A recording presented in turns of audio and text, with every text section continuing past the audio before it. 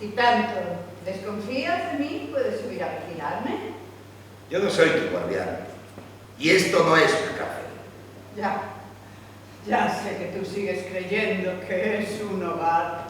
El Largo Viaje parla del ser humà, dels conflictes individuals que es projecten en una petita col·lectivitat que és la família.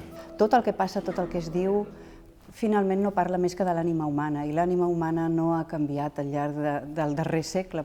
I com moltes vegades la gent, si no està conforme en si mateixa, no saben transportar-se cap a l'altre i volent estimar-lo o estimar-la només aconsegueixen fer-la infeliç.